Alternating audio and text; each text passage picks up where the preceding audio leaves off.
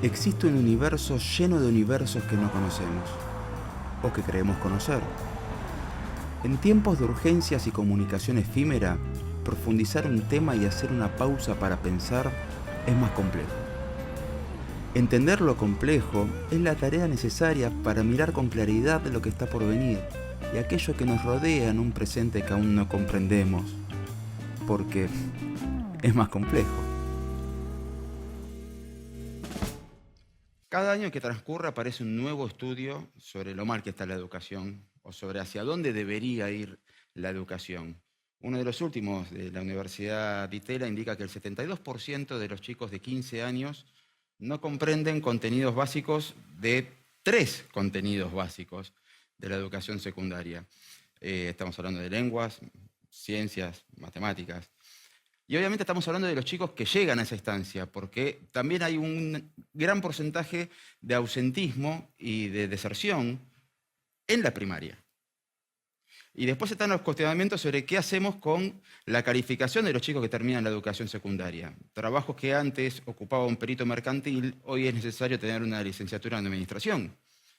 Hay quien considera que la educación técnica ya no prepara para los trabajos de la actualidad, ni que hablar de los trabajos del futuro.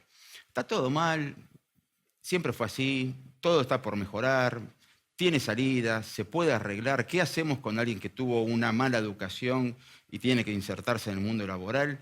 Para charlar de todo esto es que hoy contamos con la presencia de Ricardo Braginski. Él es, licenciado en Comunicación Social, pero además de ser editor en Clarín en todas las temáticas referidas a educación, es un tipo que ha estudiado, y ha estudiado mucho, y en lugares muy importantes. Básicamente sabe más que nosotros, por eso viene a hablar de estos temas y a aclararnos bastante el panorama. ¿Cómo estás, Ricardo? ¿Qué tal, Nico? Muy ¿Cómo bueno. estás? Gracias por invitar. No, por favor, gracias por venir. ¿Es tan así? ¿Está todo tan detonado? Y sí, a ver, está detonada la sociedad, ¿no? O sea, Sí. estamos en una sociedad en cambios constantes, continuos, y en esos cambios la educación, que cumple un rol fundamental, la escuela es fundamental y cada vez más importante, lo vimos en la pandemia, ¿no? La importancia de la escuela está desubicada, no sabemos bien qué enseñar, para qué enseñar, todo está cambiando, cambian las profesiones. Y bueno, y después toda la crisis social, que eso está agregado en la Argentina, ¿no? La crisis social, económica, que también impacta y está impactando mucho en los resultados, ¿no? Esos resultados que vos estabas diciendo al principio. A mí había algo que me sorprendió cuando empecé mi vida adulta, Sí, y era que todas esas cosas que yo en la secundaria decía, ¿para qué me va a servir esto? sí. Muchas cosas efectivamente no me sirvieron para nada, pero porque yo encaré otro camino. Ujú. Y claro, en la educación básica te preparan para todos. Y sí, yo Y creo, hubo otros que sí. me sirvió muy bien de base. Bueno, por eso hay que diferenciar. Hay contenidos elementales, fundamentales, se le dice, Sí. que eso sí o sí la escuela tiene que proveer y no está proveyendo bien. Estamos hablando de básicamente lo que conocíamos como lengua y matemática, que es básicamente conocer el idioma, poder entenderlo, comprender y expresarse bien. Eso no lo estamos cumpliendo. Bueno, las estadísticas que vos marcabas, por ejemplo, que solo uno de cada 2 chicos de tercer grado comprende un texto adecuado a su edad, ¿no? Eso es algo en la Argentina Que hoy. son textos infantiles. Un Tercer grado son textos infantiles. Sí, O sea, no sí, es que le estamos dando Guerra y Paz de un Tolstoy. texto adecuado que tendría que ser infantil para su edad. Eso después se arrastra más adelante, porque si no comprendés, no podés leer bien, después tenés problemas para entender un ejercicio de matemática. Ya no es que tenés problemas de matemática, ni siquiera comprendés qué te están pidiendo. Entonces, ese es lo que podríamos decir conocimientos fundamentales, ¿no? Eso. Y después, bueno, una vez que si vos realmente tenés eso, me parece que hoy, en una sociedad, en un mundo con tanta incertidumbre, lo que más tendría que enseñar la escuela es aprender a aprender. Lo que vos me decías, ¿no? Si vos lográs aprender cómo se aprende, el mundo va a cambiar. Bueno, ya la inteligencia artificial va a ser algo viejo, vamos a tener otras cosas, vamos a tener un montón de situaciones, pero si vos podés aprender teniendo lo básico, sin lo básico no puedes hacer nada. Y ese es el gran desafío que tenemos hoy, porque no tenemos ni lo básico, no, no tenemos ni la base está, como diría el Bambino, no está la base. Pero ya con lo básico aspirar a aprender. Me parece que eso sería lo mejor. A mí lo que me sorprende es, a ver, yo terminé la escuela secundaria en el 99, Ujú. ¿sí? Ya estábamos en la época de la carpa blanca docente, Sí. ya veníamos hablando de crisis, de cambios, se venía el ciclo el eje B, se Ah, venía para la provincia de Buenos Aires y que duró poco. Hay una sí, generación eje B. muy poco. Y tiempo después, cuando empiezan las redes sociales y empezás a reconectarte o ver qué fue de la vida te encontrás con que cada uno de mis compañeros, incluyéndome a mí, tomó rumbos distintos. Y, Sí, y todos salimos del mismo colegio. Pero sí. rumbos distintos me refiero a que uno se dedicó a la publicidad, otro es músico, otro, bueno, yo soy periodista, otro es historiador, uno se dedicó al comercio, y todos pueden vivir de eso, y digo, con la misma base educativa. Bueno, es que la base estaba, o sea, esa base, eso es lo que hay que mantener. Después, bueno, es la diversidad que había en ese grupo, lo cual es buenísimo. Había Pero me refiero a diversidad. que vas aprendiendo, Sí, pero no tenés que arrancar de cero. O sea, a mí me generó la curiosidad por el periodismo y bueno, ya sabía leer, escribir, ya sabía cómo estructurar un, bueno, un párrafo. vos fíjate que ahora el gobierno nacional, y en realidad todas las provincias, porque esto es un acuerdo federal, están encarando el Plan Nacional de Alfabetización, ¿no? Suena muy siglo XIX tener que hablar de eso, pero hay que reconocer el problema. Cuando estábamos hablando de los aprendizajes fundamentales, ¿no? Suena al siglo XIX, Revolución Cubana, la alfabetización. Es que los chicos puedan realmente aprender a leer y a escribir. Es tan sencillo como eso, porque sin eso tenemos los problemas que después aparecen en las pruebas PISA y todo, con niveles muy, muy básicos de aprendizajes. Hay algo que tiene que ver también con castigarnos mucho, ¿no? Entonces, vos que pudiste presenciar ambos mundos, yo siempre digo lo mismo, los Simpsons no son argentinos, son de Estados Unidos y las problemáticas que reflejan son las problemáticas de Estados Unidos Ah, y viven riéndose de la situación de la educación pública. sí. Viven haciendo chistes de los De docentes mal todo, ¿no? pagos, de que no hay presupuesto, Sí, de sí. que se cae a pedazos, que enseñamos lo que podemos y bueno, sale lo que sale y el milagro de que alguien sale bien no es por el colegio, sino porque Sí. salió bien. ¿Es un problema global? Sí, sí, sí. Es un problema de la cultura occidental, podríamos decirlo, no sé. Porque después hay países como China, Singapur, que ya tienen otros problemas, ¿no? Tienen otros problemas. Ellos están sometidos a mucha presión para los chicos. ¿Viste? Son los que lideran todos los rankings, ¿no? Pero Hay que ver cómo queda. hay que ver cómo quedan los chicos, sí, sí. Sí, ellos están encarando ahora lo que es una cuestión socioemocional, bienestar estudiantil y cómo un poquito levantan un poquito el pie del acelerador, ¿no? Porque los pibes están muy estresados y estresados mal, ¿no? Por la presión de la familia y de la sociedad. Y la cultura occidental estamos un poquito a la deriva y eso pasa en todos lados, ¿no? Muy desorientados con respecto, bueno, hasta lo que era principio del siglo XX o mediados del siglo XX sabíamos para qué era la escuela, y después, bueno, es como que se desbarrancó todo y todavía le estamos buscando un sentido, todos adultos, más los pibes, por ejemplo, la secundaria no le encuentra ningún sentido, aunque en la Argentina tenemos esta cosa de que la secundaria es donde hacemos los amigos, ¿no? ¿No? Es casi son las amistades fundamentales, ¿no? Sí, Salen del secundario, ¿no? Y eso es algo impresionante, que sí. logramos, sobre todo los argentinos, ¿no? Es algo que tenemos que de alguna manera felicitarnos, ¿no? Porque eso, la secundaria logra, ¿no? Unos vínculos muy importantes y eso hay que mantenerlo. Además, bueno, habría que agregarle, ¿no? Aprendizajes un poquito más profundos y más intensos, ¿no? Pero bueno, sí, pasa en todos los países. Francia, España, toda Europa están cuestionando muchísimo la enseñanza en las escuelas públicas, también en las privadas, ¿no? Sí, sí. Ahora, ¿qué es lo que se cuestiona? ¿Los contenidos o el método? El método, los métodos. ¿Cuáles son? Si hay mucho debate en torno al cómo enseñar. Hay teorías, hay en pugna, escuelas que debaten, pero fuertísimo, ¿eh? Fuertísimo. Esto no sale a la agenda de todos los días, qué sé yo, porque es más de nicho, ¿no?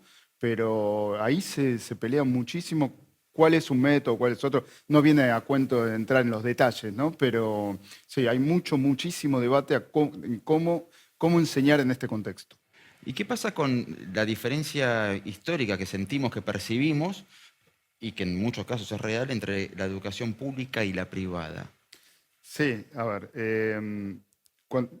veamos los resultados, ¿no? Cuando vos ves en las pruebas Aprender en la Argentina, hay mejores resultados educativos, o sea, mejor rendimiento de los pibes en las escuelas privadas que en las públicas. Ahora, ¿eso significa que se esté dando en las escuelas privadas mejor enseñanza que en las públicas? No necesariamente. ¿Por qué? Porque lo que hubo en las últimas décadas, te diría, hubo por distintos motivos, entre ellos los parodocentes, pero no solo los parodocentes, que interrumpieron muchísimo las clases, hubo una gran migración de la clase media, de que antes estaba en la escuela estatal, hacia la escuela privada. Hubo como un vaciamiento de las clases medias de la escuela privada.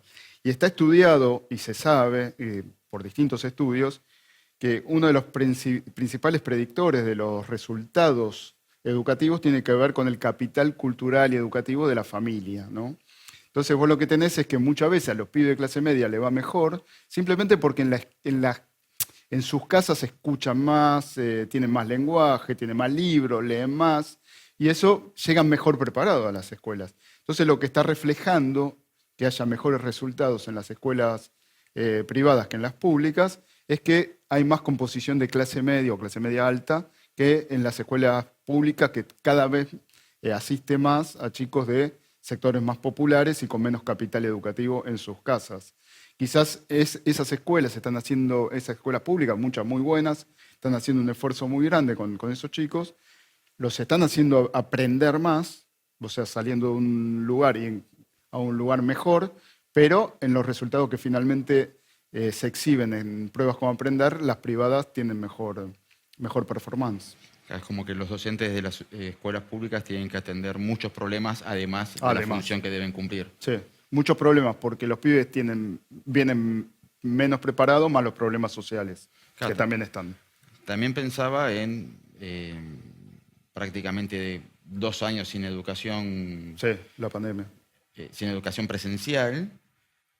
No era lo mismo para alguien con un poder adquisitivo como para que los padres le den una laptop, Sí. o un celular con una buena conexión, que para alguien que... Sí, de cualquier manera, eso en los primeros resultados que se vio post pandemia no se registró que haya afectado más a los chicos más vulnerables. O sea, fue un palazo por igual. Fue parejito, sí. Sí. No es que, viste, ahí se hablaba de las clases WhatsApp frente a las clases Zoom, ¿no? WhatsApp para los chicos más pobres, Zoom para los... No hubo grandes diferencias, no se registró eso en ningún lado del mundo. Está bien. Ahora, hay algo que es histórico, ¿no? Cuando uno empieza a hacer comparativas de distintas estadísticas históricas, la vas cruzando y decís, che, qué loco, ¿no? Si 3 de cada 10 inmigrantes que llegaron a la Argentina a principios del siglo XX venían de España, Sí, te da la pauta de que 7 de cada 10 no hablaba castellano. exactamente. Buenos Aires habla castellano, sus hijos fueron profesionales, la educación ha hecho mucho en este país por formar un montón de personas, y la pregunta es cómo es que esas personas que salieron de ese sistema encuentran problemas en el sistema que los formaron a ellos. O sea, ¿por qué hay que revolucionar todo? Desde que yo soy chico, hay que revolucionarlo todo, hay que cambiar todo, toda una generación de nuevos pedagogos que vienen y te dicen, no, hay que cambiar todo, la escuela ya no sirve. Pará, con vos sirvió, ¿por qué conmigo no? Porque cambió el mundo, ¿no? Porque esa escuela que fue tan exitosa para esa generación, la escuela generada por Sarmiento, Sí. entre otros, ¿no? Porque no era solo Sarmiento, ¿no? Pero por esa generación, la generación del 80, fue muy exitosa para ese mundo que no había televisión, no había radio, la radio aparece, no había otras fuentes de información, la escuela tenía un lugar central y fue muy exitoso ese modelo para ese mundo. El mundo cambió no sé, 180 grados. Y hoy la información, la comunicación, el conocimiento, los chicos y los grandes, los adultos, todo el mundo, lo obtienen también de otros lados. Antes tenía el monopolio, era la escuela, y la escuela tenía un formato que para eso servía. ¿No? Era una máquina que para ese contexto, lo que no encontramos es la máquina para este contexto, ¿no? La máquina educativa para este contexto, ¿no? Que vos tenés la escuela, que es importante, más otras cosas. ¿Y cómo incorporás las otras cosas? ¿Cómo incorporás toda la información y el conocimiento, porque no solo que hay en Internet? ¿Cómo incorporás la inteligencia artificial? ¿Cómo incorporás todo esto? Ese es el debate.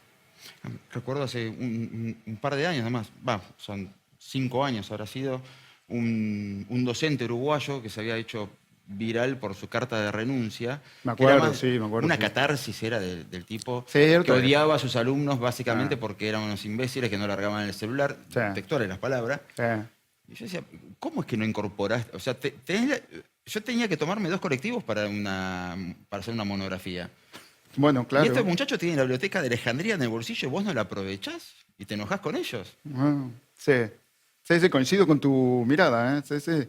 Hablaba más de él que de los chicos, de esa queja. Sí. ¿No? Sí. Coincido con tu mirada, ¿eh? Sí. Los pibes tienen ahí una herramienta poderosísima.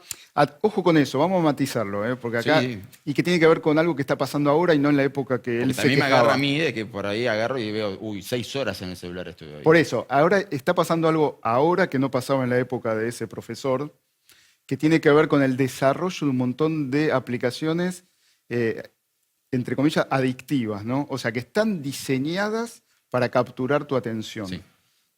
Y que tienen la mejor inteligencia del mundo. Estamos hablando de investigadores de Stanford y de las grandes, contratados por grandes empresas tecnológicas para ver cómo capturan tu atención y te la llevan ahí, con notificaciones y con un montón de mecanismos, ¿no? Que te generan, o sea, te hacen mover la dopamina, digamos, con mecanismos que son muy similares a lo que te producen las sustancias adictivas, ¿no? Claro, te abstraen, te aislás de los Bueno. sonidos externos, perdés la noción del tiempo. Eso es algo que existe hoy en los celulares. Estamos hablando de las redes sociales, básicamente TikTok, Instagram y un montón de otras que usan los pibes, que son también los grandes, que no estaban en la época que ese profesor se quejaba y hoy sí están. Bueno, hoy por eso hay un debate muy fuerte con respecto a qué hacer con el celular cuando está capturando tu atención, la atención que vos necesitas para aprender, ¿no? Que es otro debate, ¿no? Que ese debate me parece que es interesante también, ¿no? Que lo planteó muy fuerte ahora la ciudad de Buenos Aires, cuando plantearon esto de regular y hasta prohibir el uso de los celulares en las aulas, ¿no? Que a mí me parece algo positivo, ¿no? O sea, que se debata, que pensemos qué estamos haciendo en las familias también, cuando no prestamos atención al otro, porque estamos detrás de una notificación o viendo que le contesto, que nos pasa todos los días en nuestra vida cotidiana, ¿no? Me parece que esto es algo muy de estos últimos 2 o 3 años, no de la época de ese profesor. No, obviamente. Aparecen soluciones nuevas, ¿no? O sea, tenés aplicaciones que te bloquean por determinada cantidad de horas, otras aplicaciones. Y que te dicen cuánto estuviste en cada una de las aplicaciones, está perfecto, ¿sí? Claro. Usémosla, eso está bien. No, sí. Sí. Pero también vuelvo a tomar lo que me habías dicho antes, el contexto de la familia. Sí. O sea, ¿qué es lo que hace la familia para que el chico esté todo el tiempo con el celular? O sea, estamos haciendo todo mal. En este está intenso, ¿le das una pantalla o le prestás atención? Estamos haciendo todo mal, ¿eh? No, por eso. Tenemos que debatirlo fuertemente qué estamos haciendo. Sí. Y bueno, ¿qué estamos haciendo? Lo estoy poniendo en la primera persona de todo. Yo me reconozco también, ¿no? Que a veces estoy más con estas aplicaciones, ¿no? Que con...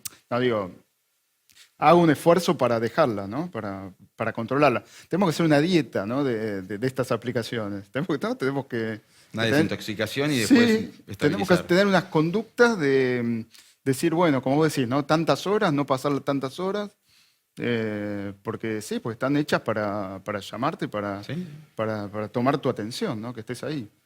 Bueno, Ricardo, nosotros vamos a ir a una pequeña tanda, un pequeño corte y bueno, te pido que esperes. ¿Qué otra cosa podés hacer en este momento? Te tenemos acá encerrado hasta que terminemos la entrevista. No, mentira. Nosotros vamos a una pequeña tanda y enseguida volvemos con este tema que sí que es más complejo. Ya venimos.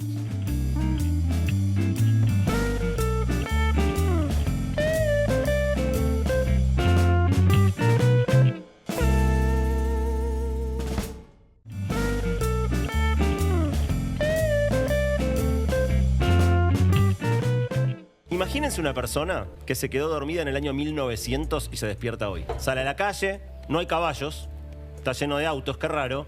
Asustado, busca refugio en una oficina, se mete en un edificio y se encuentra gente súper acelerada, mirando pantallas, hablando a través de una pantalla por alguien que está del otro lado del planeta. No entiende nada, huye despavorido, sale a la calle de nuevo y escucha un ruido fuerte y ve una máquina voladora gigantesca que pasa cruzando el cielo. Se empieza a sentir mal, entonces dice, me voy a un hospital. Y ahí ve que hay gente conectada a máquinas que se mantiene viva gracias a que le mantienen el corazón latiendo y la hacen respirar. Y el tipo no entiende nada, ve que hay máquinas que pueden mirar a través de tu cuerpo y sale así medio desesperado y finalmente encuentra un edificio, se mete y es una escuela. Y finalmente siente que llegó a un lugar que es exactamente como él lo recordaba. Hay chicos sentados en bancos, un profesor adelante explicando con un pizarrón, dando una clase. Y dice, bueno, finalmente encontré algo que es exactamente igual que en 1900. Es genial, Bilinqui. Sí. ¿Qué tenés para agregar? No. ¿Coincidís en que Sí, bueno, la escuela no encuentra bueno, quizá lo que veníamos hablando antes, ¿no? Buscando fórmulas, ¿no? No es exactamente igual, Bilinqui lo lleva al extremo, ¿no? Pero hoy, bueno, hay escuelas que están sumando tecnología de distinta manera. La tecnología en la escuela ya está hace como 20 años que hay tecnología en la escuela, tecnología educativa, hay toda una industria que se llama EdTech, toda una industria de productos y software y plataformas para la enseñanza, hay de todo, hay un recorrido, no es exactamente, está bien que él lo marca de esta manera para mostrar el contraste, ¿no? Cómo evolucionaron otras áreas, cómo otras áreas incorporan, quizá esta es la clave, cómo otras áreas incorporan la tecnología y le parece bárbaro, ¿no? Y la escuela la incorpora pero con dificultad, ¿no? La va incorporando como con más resistencia. Eso es lo que está pasando, ¿no? Entonces, como que la escuela todavía, o la educación en general, todavía no se encuentra cómoda como cuál es la tecnología y cuál es la manera de usar la tecnología de la mejor forma. Y te doy un ejemplo, por ejemplo, ahora la inteligencia artificial generativa, ¿no? A partir de ChatGPT, ¿no? Toda una revolución que puede servir un montón. Pero la primera reacción del sistema educativo fue prohibirla. En Nueva York lo prohibió. ¿No? La ciudad de Nueva York prohibió. Fue lo primero. O sea, lo primero es el rechazo. Y después vemos, ¿no? Después vemos. Y ahora, bueno, ahora todo el debate, cómo lo potenciamos a partir de la inteligencia artificial. Es difícil, ¿no? Pero ahora, si yo tomo algo que dijiste en el bloque anterior, me pongo a pensar en, bueno, por ahí la capacidad de adaptación del docente, la velocidad de capacitación. Por ahí un docente que tiene mi edad y de golpe aparece ChatGPT y dice, bueno, yo no tengo cómo aplicar esto hasta que no me capaciten, lo dejo a un costado y lo prohíbo, le tengo miedo, lo que corno fuera. sí. Pero de un día para el otro no puedo venir con esto. Pero vuelvo a lo que decíamos, contabas muy bien de la generación del 80, y acá era una novedad que de golpe te aparecieran, la mitad de la población de Buenos Aires era inmigrante, la mitad, 1 de cada 2. Entonces era toda una novedad, salías un día a la calle y de golpe te encontrabas con que toda la ciudad de Buenos Aires hablaba otro idioma, y vos como docente tenías que enseñarle a esa gente y a sus hijos. Era algo nuevo. O sea, hubo capacidad de adaptación en ese momento a esa novedad. Bueno, la generación del 80 en la Argentina, que eso es un caso de estudio en general, ¿no? Había un proyecto. Había un proyecto de país, un proyecto de desarrollo y un proyecto educativo, y la educación era muy importante dentro del proyecto de país y de desarrollo. Sería excelente que ahora lo tuviera el mismo lugar. Ahora no hay, ahora no tenemos ni proyecto de desarrollo, no hay. No sabemos qué proyecto de país queremos, y la educación no le importa a las élites, ¿no? A las élites. No le importa a la dirigencia política, pero no le importa a la dirigencia empresaria, ni a la sindical, no le importa a la dirigencia, la educación. En los 80 sí, en los 80 sí. Y como vos decís, era muy difícil también. Tenía 70% que no hablaba español. Y el 92% eran analfabetos. O sea, por todo eso, el país. y no había, y ellos se plantearon el desafío, no existía argentinidad, ¿no? O sea, ¿por qué se generaba el hospital italiano, la comunidad italiana, el hospital alemán? Eran comunidades, era un lugar donde vinieron, y había que generar la Argentina. Y la escuela fue el instrumento. Y fue una generación que dijeron, bueno, la educación estaba dentro del proyecto de la Argentina. Fue Sarmiento a buscar maestras a Estados Unidos para que vinieran a enseñar cómo se enseña, ¿no? Era como, bueno, era como si ahora fuéramos a buscar a los líderes de una determinada y vienen acá, ¿no?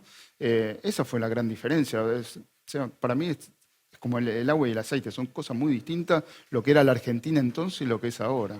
Acá también pienso en el rol de autoridad del docente, ¿Sí? lo que ha cambiado. No creo que haga falta irse a 150 años atrás. Yo llegaba a mi casa con una mala nota y llegaba angustiado porque sabía que la reacción de mis padres, si bien no iba a ser violenta, porque no son personas violentas, sabía que alguna reprensión, alguna consecuencia iba a tener, una confianza ciega en el docente. Sí, lo que siempre se señala ahí es que lo que era la alianza entre el docente y la familia, ¿no? Una alianza para que el pibe o el chico aprenda, hoy se transformó en una alianza entre padres e hijos en contra de los docentes, ¿no? Viene bueno, últimamente un montón de crónicas que van los padres a increpar a los docentes por determinadas cosas, ¿no? Muchas veces a golpearlos. Y a golpearlos porque sí, terrible, terrible, ¿no? Esto pasó en todo el mundo, pero no sé por qué los argentinos, y hay distintos estudios que lo marcan, es que como que no vivimos bien lo que fue la transición democrática, al salir de semejante dictadura que tuvimos, de la noche negra de la dictadura del 76, ¿no? Salimos cuestionando la autoridad, ¿no? Como un adolescente que cuestionando, y nunca salimos de cuestionar y cuestionar y cuestionar. Y eso se ve en no respetar la autoridad del maestro, pero también del policía, ¿no? En la calle, o no respetar casi ninguna autoridad, ¿no? Y eso hace muy mal, ¿no? Porque cuando la autoridad está basada en el conocimiento, en el respeto del otro, una autoridad que realmente sea democrática, aparte, es bueno que respetarla, ¿no? Y estamos todavía en la escuela sin respetar como se debiera a los maestros, a los docentes, y nos pega fuerte. Según dicen, en otros países de la región no pasa esto, ¿no? Y también tuvieron dictaduras, ¿no? Pero todavía el docente es más respetado, Sí. y nos está pasando eso. Eso es algo bastante argentino. Quiero quedarme un poco en el rol de la familia. Yo recuerdo cuando estaba en la primaria, estábamos viendo un contenido histórico que no viene al caso, y cuando llego a casa, cena familiar, todo, bueno, cómo estuvo el día, y hoy cómo te fue en el colegio, y contaba, y yo no me daba, de grande, vuelvo a ver esa imagen, Sí. y me imagino a mi viejo, que cuando la miraba a mi vieja era como diciendo, che, yo no estoy de acuerdo con este contenido que vio. No dijo nada, silencio total, y finalizado el año, me agarra y me da un librito sobre la versión que a él le gustaba de esa parte de la historia. Mirá vos. Pero una vez que yo ya me había sacado la materia de encima. Cuando veo cuestionamientos a, ejemplo básico número 1, la educación sexual en los colegios, ¿cuál es el nivel de participación y de involucramiento que tenemos que tener como familia y que tenemos que frenar y decir, bueno, hasta en mi casa haré lo que sea, pero esto tengo que dejarlo en manos del colegio? Yo lo que creo es que, a ver, hay algo que tiene que ver con el conocimiento científico, ¿no? Yo creo que ese es el límite. O sea, una familia puede decir, yo no quiero que vos, o sea, decirle a los hijos, ¿no? No quiero que tengas relaciones hasta el matrimonio. Esta es nuestra ideología, qué sé yo. Esta es forma de vivir, ¿no? Sí. No queremos, no nos gusta. Está bien, es nuestra forma de vivir. Distinto, es decir, el preservativo no sirve para detener una... No te explico lo que es una enfermedad de transmisión sexual. El preservativo no sirve, como se escuchó en el Congreso, Sí, sí. porque no sé qué cosa, que lo dijo encima un médico, o un tipo que se dice médico. Entonces, cuando la cosa ya está comprobada, eso se tiene que transmitir. Todo lo que sea prevenir a los pibes, todo eso tiene, o sea, ahí creo que ningún padre puede poner un límite en eso. Sí puede poner en cosas que sean... Y me parece que en eso la ley de educación sexual integral, que es del año 2006, que muchos la debaten, que yo creo que nadie la leyó. No, nadie lo ve. ¿Viste? Yo la vi en aplicación. Por Una vez eso. paso por una sala de jardín de infantes, sala de 3 años, y veo ESI arriba. Llegué, 3 años, ESI. Dije, tenían razón, les están mostrando, ¿qué les están mostrando? No, les estaban enseñando cómo era el cuerpo humano con dibujos. Con dibujos y cómo... No, lo que pasa es que tiene... Para que los nenes supieran que las nenas no eran iguales. Y cómo sí, que no son iguales, y aparte enseñarles de que nadie puede disponer de tu cuerpo ni hacer Bueno, nada con tu cuerpo. El gran problema de la pandemia era la falta de control que tuvo el Por docente eso, sobre los por chicos. eso mismo. Y eso la ESI es lo que la ESI dice que hay que enseñar. No me puedes tocar. Claro, no me puedes tocar, este es mi cuerpo. Y eso es lo que dice para una preprimaria, digamos, para el jardín de infantes o para el nivel inicial. Es eso, no es otra cosa, ¿no? Y aparte, como te decía, que nadie lo leyó, dice que es educación sexual integral. Integral es no solo lo biológico, sino lo psicológico, lo cultural, de acuerdo al ideario de cada institución. Es decir, que si una escuela es católica, por ejemplo, le pueden explicar a los chicos que para el catolicismo no hay que tener relaciones sexuales. Perfecto, pero no podés decirle o no podés ocultar que existen enfermedades de transmisión sexual, no podés decir que un método no sirve. Es eso, es simplemente eso. Pasa que se ideologizó, se puso una lucha en blanco y negro, y bueno. Y después se introdujo conceptos como ideología de género, que no sé qué significa la ideología de género. ¿Y qué pasa en otras áreas educativas? Porque cuando yo era chico, creo que debe haber algo muy polémico, no sé cómo se resuelve, por eso estás acá. Podés decir que tampoco sabés, pero Sí, obvio. si alguien supiera, se los agradecemos. Los contenidos históricos, la historia. Sí. ¿Qué es historia? ¿Sí? ¿Qué es historia?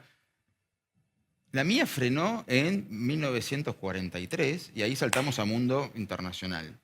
Sí, está bien. Yo estaba, Sí. no habían pasado tantos años, habían pasado menos de 50 cuando hice la secundaria. Ahora, habiendo pasado 80 años, ¿cómo es que todavía suena tan ideológico poder hablar de historia argentina del peronismo para acá o del radicalismo para acá, o solamente se salta a los golpes de Estado, que eso sí lo había, obviamente, se salta a los golpes? O sea, ¿en qué momento podemos parar la pelota y decir, miren, Estados Unidos hace 200 años que gobiernan demócratas y republicanos y la historia la ven igual? Sí. Bueno, me aprovecho que me diste la oportunidad de decir que no sé. Me parece que lo mejor sería consultarle a profesores de historia, ¿no? Para ver cómo lo dan y cómo encaran ese debate, ¿no? Pero porque la misma historia tiene distintas visiones.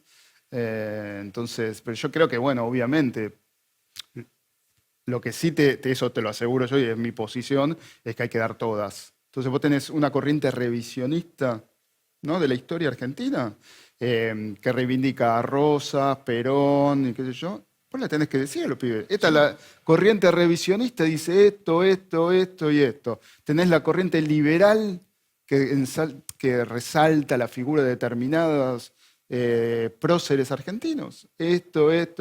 Todo. O sea, Y que cada uno elija después. una sociedad democrática que tiene una escuela democrática tiene que presentar todas las visiones, todas, ¿no? Y explicar todo. Y después el mismo alumno, en base a lo que él conoce, lo que le dice su padre, lo que le dice su tío, y el amigo del amigo, armará su propia vida y su propia historia. Lo que me parece que nunca hay que hacer es lo que no debería hacerse en la enseñanza de la historia, lo que se hizo en la dictadura acá, donde había solo una visión, o lo que hacen otros países, como puede ser Cuba, otras dictaduras de izquierda también, que tienen una sola visión de la historia, ¿no? Me parece que el aporte de una escuela democrática, de una sociedad democrática, es que los chicos aprendan todo. ¿Cuántos años hace que te dedicas a escribir sobre educación? Como 15, más o menos. Sí, 15, 20. Y en todos estos años, ¿decís que estamos mejor o peor? Sí, yo creo que es peor. Sí, creo peor porque, pero no por la educación. No, a ver, no que estemos peor porque la educación en sí misma esté peor, sino porque para que el pueblo, para que los chicos y todos estén más educados, tiene que estar en mejores condiciones materiales, y la Argentina está peor. Todos los indicadores están peor de la Argentina. ¿Cómo se podría pensar que una Argentina que cae en todos los indicadores va a crecer en educación, ¿no? Aparte, sobre todo porque la pobreza, cuando vos tenés 60% de los pibes pobres, ¿no? El esfuerzo que habría que hacer para que en un país que haya caído tanto en pobreza y en condiciones sociales, crezca en educación y es algo que no se hizo claramente, ¿no? Entonces me parece que es un poquito, que la educación esté peor es reflejo, no solo que la educación está peor, quizás haya problemas educativos, sino reflejo de que la Argentina en términos sociales está peor. ¿Y cuántas veces te sentiste frustrado al tener que abordar un tema educativo? Y un montón, porque, sobre todo porque, ¿viste? Los periodistas, cuando la noticia es siempre la misma, ¿viste? O sea, el resultado PISA, estamos peor, es lo mismo, salvo cambiarle el año y el porcentaje, un poquito peor que antes. Sí. No, es como que no cambia, es que es siempre lo mismo, ¿viste? Sí, eso es medio frustrante, pero... ¿Y entendés al docente? Sí, yo creo que sí. Aparte, como periodista, condiciones laborales difíciles. Sí, porque hay un serio problema. O sea, históricamente está la imagen que hasta lo hemos escuchado decir de altos dirigentes. Trabajan 4 horas por día y tienen 3 meses de vacaciones. Sí, por eso, también. Es lo mismo que nos dicen a nosotros. Cuando te acercás a un docente y está haciendo... Sí. Sus días tienen 28 horas, no sabes cómo hacen. No, claro, sí. Sí, ese argumento fue hasta dicho por una expresidenta. Sí. Sí. Y bueno, ya que hablamos, no, lo llevo al término, y con esto ya cerramos, ¿no? El término inversión. Sí. Hay otro informe del año pasado, creo que hablaba de la deuda educativa, Sí. que era como había caído la inversión en términos reales en la educación. También recuerdo cuando se decía ese % del PBI a la educación, y yo sé que plata no es caridad. O sea, ¿cómo se gasta esa plata? Sí. Bueno, Sí. ¿En qué condiciones estamos? A ver, la deuda existe porque hay una ley. Hay una ley que dice que la Argentina tiene que invertir 6% de su PBI en educación, desde el año 2010 más o menos, ¿no? Sí. O sea que si hay una ley es obligatorio. O sea, el Estado tendría que haber invertido eso. No lo hizo solamente un año. O sea que el Estado le está debiendo porque estaba obligado. Es como si yo estoy obligado a dar... yo firmo una ley que me dice que yo te tengo que dar a vos 100 pesos todos los años. Estoy obligado por ley, ¿no? Pero te doy 80 un año, 90 al otro, 82 otro, un año te doy 100. Después te doy, bueno, pasaron 20 años, no sé cuánto, 15 años desde esa ley, te estoy debiendo plata, ¿no? ¿O no? Mucho. Vos podés ir a la justicia. Bueno, los argentinos podemos ir a la justicia, si hay un abogado que escucha, y decir, la educación le están debiendo plata. Esa es la deuda. Ese es un tema, ¿no? El otro es, bueno, el tema de cómo se gasta. Bueno, ahí sí, es verdad. Bueno, hay un montón de voces que señalan que no se está gastando bien. Pero bueno. La última. Con esto cerramos. En los últimos años tuvimos, bueno, obviamente que no se cumple con el presupuesto, que ni el propio gobierno que firmó esa ley lo cumplió, porque se me dice que lo pagó solamente un año. El debate permanente, la escuela pública, la escuela privada, todo el tiempo, todos los años la misma noticia de que estamos peor que antes. 2 años sin clases y dependiendo del distrito, algunos con virtualidad, otros sin virtualidad, pero ningún padre reclamaba. Había solamente un grupo chiquito, padres organizados, sacando padres organizados, y cuando ibas a padres organizados decías, che, ¿por qué son tan pocos? Y eran un buen número, pero... ¿realmente le interesa a la sociedad argentina la educación? No. Lamentablemente no. Esa es la respuesta corta. Ahora desarrollo. No. Aparte vos lo ves también cuando se hacen las consultas de opinión, te dice cuál es el problema que más le preocupa. Normalmente es la inflación, la inseguridad, también que son terribles problemas, Claro, ¿no? siempre lo urgente, nunca lo importante. Pero, viste, la educación siempre queda muy, muy, muy relegada. Y eso se ve también, bueno, lo que te decía antes, ¿no? La misma dirigencia nunca lo pone en agenda. A la Comisión de Educación del diputados senadores, el que no pudo entrar a las comisiones más importantes. Bueno, los medios periodísticos también, a la sección de educación va el que... No, El nuevo, el pasante. sí, claro, no se aspira. Digo, es un reflejo de última de los intereses o de la importancia que los argentinos, es rarísimo, le tenemos, y no se entiende, yo no entiendo porque no lo puedo entender, porque cualquier otro país, en Chile, en otro, para las familias es muy importante la educación. En Brasil, ¿no? Te estoy diciendo, hay un examen para finalizar la secundaria, ¿no? Que dura 2 domingos, son 2 domingos enteros. Y los medios de comunicación reflejan ese examen, están todas las familias pendientes de eso. Me hiciste recordar cuando se quiso implementar en mi secundaria el examen trimestral. ¿Y qué pasó? Caos. Caótico. ¿Qué nos pasa, no? Bueno, es que estaría bueno que se aproveche esto también para reflexionar por qué le damos tan poca importancia a la educación. Quizás porque después no vemos reflejado no le vemos sentido que educarnos después se refleje en que seamos mejores, ¿no? O porque es una etapa que ya pasamos. Sí, O sea, podemos si- reclamar cuando ya somos adultos, y cuando ya somos adultos ya no estamos más en la escuela. Pues, no sé. No, pero la verdad que lamentablemente para mí nos importa poco la educación. Decimos, ojo, decimos que nos importa muchísimo, Sí. pero después nos importa poco.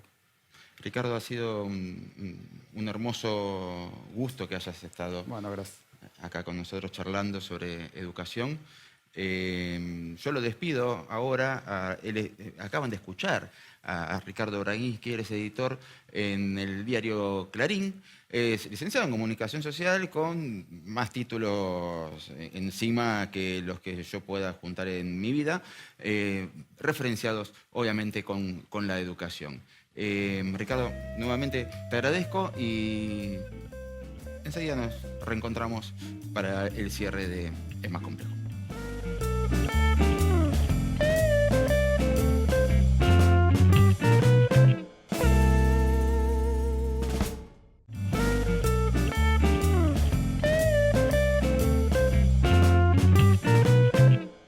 Cuando yo era chico, la escuela era mi vida y al mismo tiempo la sufría. La sufría, pero realmente era mi vida. Todo el día giraba en torno a la escuela. La tarea para el hogar giraba en torno a la escuela. El tiempo libre era lo que sobraba entre la escuela y la tarea. Nunca fui un buen alumno, nunca fui un buen alumno. Tenía pánico cuando entré a la secundaria a repetir. En tercer año llegué a llevarme 6 materias y tenía un pánico atroz. Dije, ahora sí, repito. Y todo era motivación hacia el esfuerzo. Si hay algo que puedo resumir de mi educación y de docente que tuve es el esfuerzo, la zanahoria del premio hacia el esfuerzo. Muchas de las cosas que vi en la escuela nunca más las volví a ver en mi vida, creo, porque cuando uno empieza a sopesar qué tiene que hacer y qué decisión tomar, probablemente no tomaría buenas decisiones a buena velocidad si no hubiera tenido un gran entrenamiento matemático de fórmulas que no recuerdo. Y muchas otras cosas me volvieron a servir. Me volvieron a servir literalmente, la base por la curiosidad. La escuela básicamente a muchas personas nos ha enseñado a aprender, nos ha enseñado a buscar información. Hemos obtenido mucha información fuera de la escuela gracias a lo que aprendimos en la escuela. Cada vez que sale un nuevo informe, cada vez que aparece una nueva estadística negativa respecto de la educación, es imposible no contrastarlo con el resto de las estadísticas de una sociedad, de cualquier sociedad, no solamente de la Argentina, y de cualquier época, no solamente de esta.